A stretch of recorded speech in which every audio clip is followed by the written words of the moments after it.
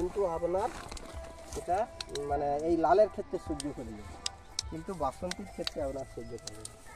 বাসন্তী আপনাকে চাষ করতেই হয়, এই ওষুধ দিতেই হয়। আর আছে সেইগুলো 6 কাঠা জমি বাসন্তী আছে। এটা তার কত কাঠা জায়গা বললেন? এইখানে 8 কাঠা জমি জায়গা আছে ওইটাই। দুটো মিলে ওই। আচ্ছা, দুটো। তাহলে এতে সাধারণত যদি আমরা 20-50 টাকা বা 70 টাকা থাকে, 50 টাকা 20 বিক্রি করলে আমাদের লস। আচ্ছা, 50 টাকা 20 বিক্রি করলে লস হয়ে যাবে। আমাদের লস। আচ্ছা, আপনি এই জায়গার উপর কত টাকার বিক্রির সম্ভাবনা করছেন? আমাদের তো আশা চাষির অনেক, হ্যাঁ, যদি 1 বিঘা জমি থাকে অন্তত 5000 টাকা কাঠা থাকলে 1 লাখ টাকা বিক্রি হওয়ার কথা। আচ্ছা, যদি 1 লাখ টাকা বিক্রি হয় খরচা কত পড়ে? খরচা আপনার ধরুন 40,000 টাকা। আচ্ছা, এটার মেয়াদ কত দিন? অর্থাৎ এই যে ফুলটা বসিয়েছেন এটা কতদিন পর্যন্ত ফুল দেবে? ফুল দিবে আপনার ধরুন না মাঘ মাস পর্যন্ত। মাঘ মাস পর্যন্ত। তারপরে কি আবার অন্য কোনো চারা বসানো হয়? হ্যাঁ, আবার ধরুন আপনি যে চাষ করেন বাড়িতে, এই বাড়িতে আমাদের ফোনটা লাগানো, আমাদের এই বাড়িতে ধরুন মুরগাইও হতে পারে, গেডিও হতে পারে, ধানও হতে পারে। যেটাই চাষ করো, ধান তাহলে আমার পাইপ লাইন এসে ধান করা হয়। আর যদি আমরা মুরগাই চাষ করি, সাধারণত একটাই চাষ করি, এই যেমন এই পাশটা, ওই পাশটা কেটে দিয়ে ধান রুই, এই পাশটা পড়ে থাকে। আমরা অন্য কোনো চাষ করিনি। আবার গেঁদার জন্য, 1 বছর গেঁদার জন্য ফেলে রাখি, এরকম পরিস্থিতি। ফোনটা নিয়ে আসো। আর ঝাড়ন কি আছে? আর একটা ঝাড়ন নিয়ে আসো, এই আর কি। বন্ধুরা, আশা করি আপনারা সবাই ভালো আছেন। আজ ভিডিওতে আপনাদের একটি বিশেষ তথ্য উপস্থাপন করতে চলেছি।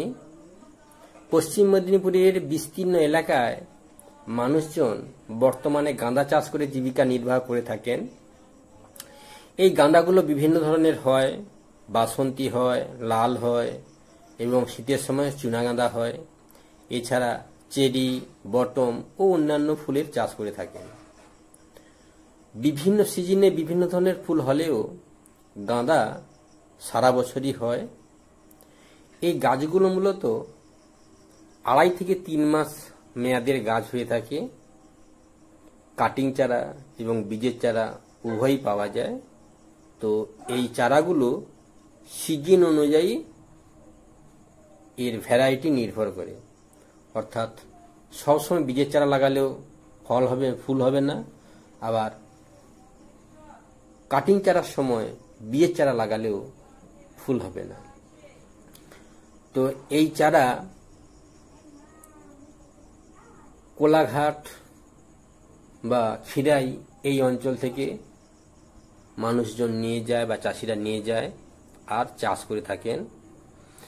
দেখুন, যতদূর চোখ যায় শুধু সবুজ হলুদ নানান রঙে শোভা বর্ধন করে চলেছে, আর কৃষক ভাইরা মনের আনন্দে এই ফুল তুলে থাকেন।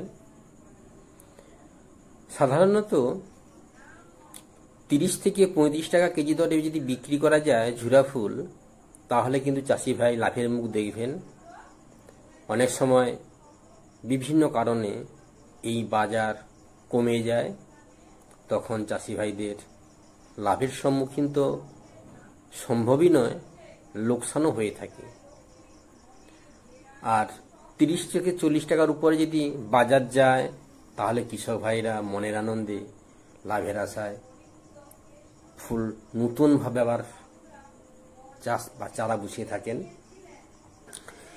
এই চারাগুলো প্রায় 1 মাস পর থেকেই ফুল দেওয়া শুরু করে দেয়।